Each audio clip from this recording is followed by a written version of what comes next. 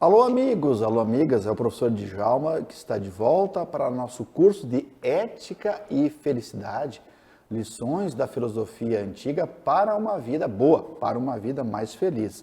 E nós estamos acompanhando aqui argumentos de pensadores, de teorias da filosofia que ajudam a gente a viver de uma certa maneira melhor, compreender as teorias para viver bem. E a aula de hoje nós vamos discutir um autor fantástico, um filósofo antigo, já conhecido de vocês, chamado Aristóteles. E Aristóteles escreveu uma obra muito legal, muito fantástica, chamada A Ética a Nicômaco. Nicômaco, que na verdade ele dedicou ao seu filho, era chamado Nicômaco, embora o seu pai também fosse Nicômaco, então ele dedica ao seu filho essa ética que nós vamos apresentar e que traz argumentos fantásticos para a gente compreender um pouco as teorias e quem sabe, por que não dizer assim, a gente viver melhor. Então, nós vamos trazer alguns aspectos biográficos desse pensador, nós vamos trazer a sua herança filosófica, alguns argumentos também da ética, do modo como ele entende a vida humana e as ideias essenciais da ética Nicômaco que vamos aprofundar aqui. Na verdade, o tema da felicidade, ele sempre estava presente em vários autores da filosofia antiga. Tivemos uma aula que nós discutimos a ética socrática, que na verdade passa a felicidade pelo autoconhecimento.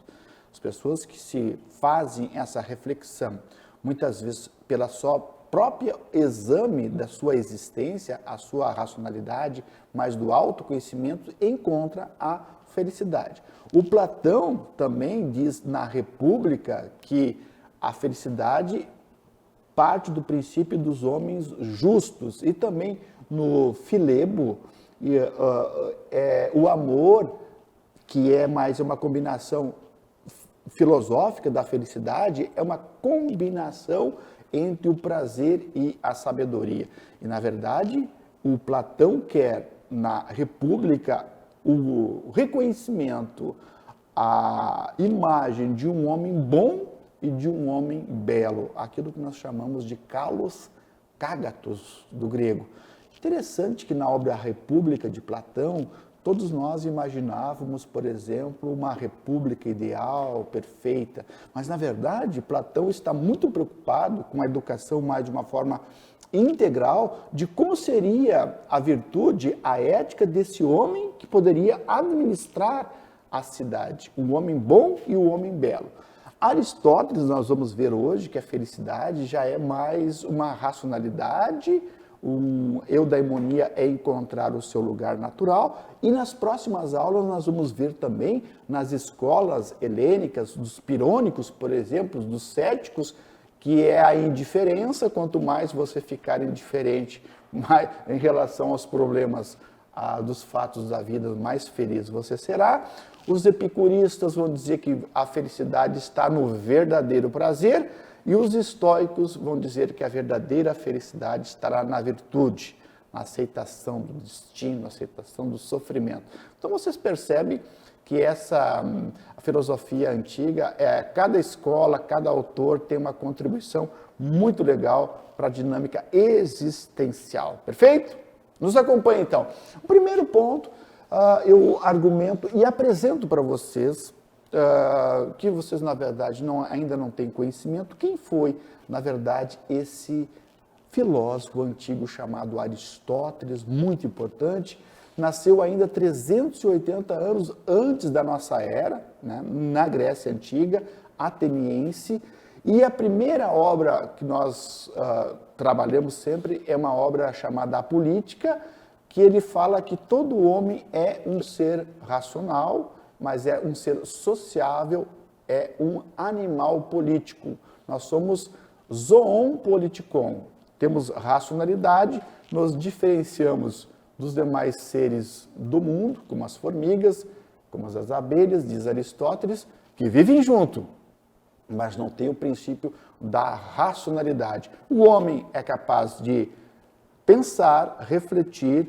viver em comunidade e viver na politicidade. Ser feliz na cidade. A política, para Aristóteles, é o argumento para as pessoas serem felizes. Então, o homem não é uma ilha, sentimos a necessidade, a essência do ser humano é viver em comunidade. Então, o objeto da política, da ética, é o homem vivendo bem em sociedade. Felicidade entendida como plenitude na polis. Então, a política, para Aristóteles, é a arte do bem comum. A política é a arte de fazer as pessoas viverem bem e viverem felizes.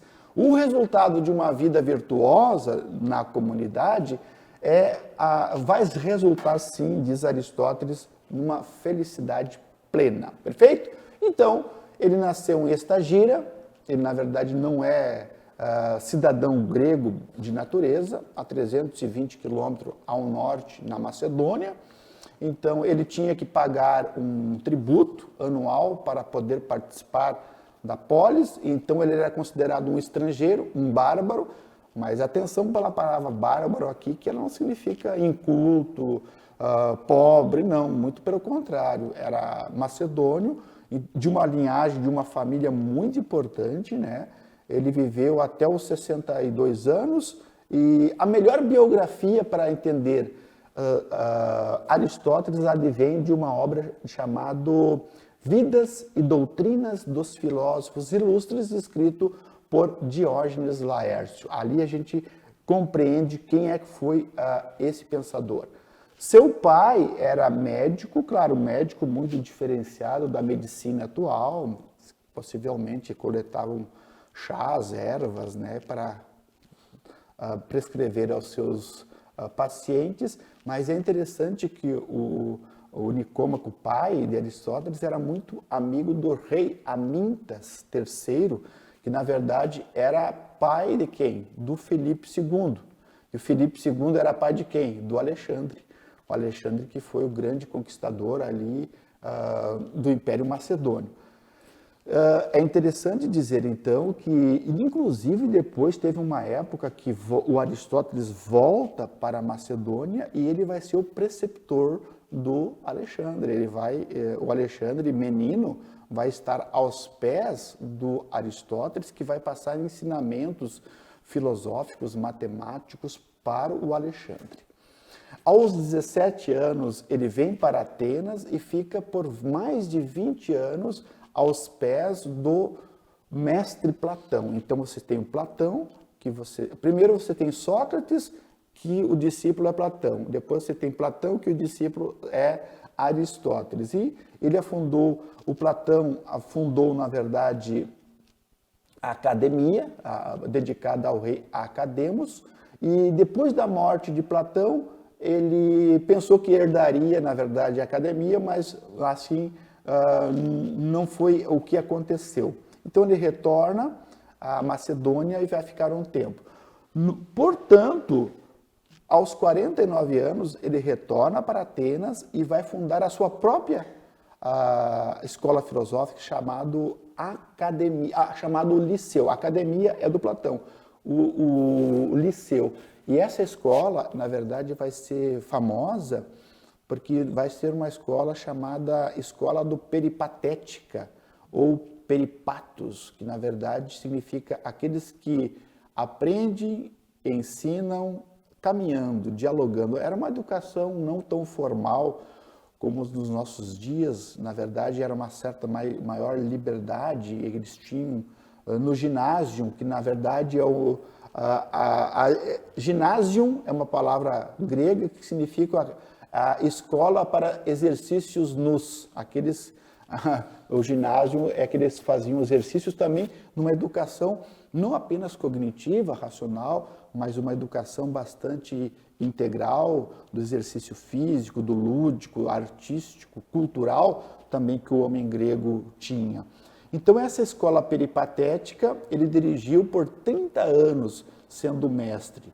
Ele tinha uma disciplina muito grande de pesquisa, a sua contribuição passa de mais de 150 obras, mas eu brinco sempre com os meus alunos dizendo assim, que ele teve uma ajuda incomensurável dos alunos também de iniciação científica na época. Certamente, ele, como sendo amigo do Alexandre, ele teve a seu dispor uma equipe muito grande de pesquisadores. Então, a obra de Aristóteles passa pela botânica, pela ética, pela política, ele compilava ervas, animais. Então, ele tem um cabedal muito grande de conhecimento, mas uma equipe também muito grande que trabalhava para ele.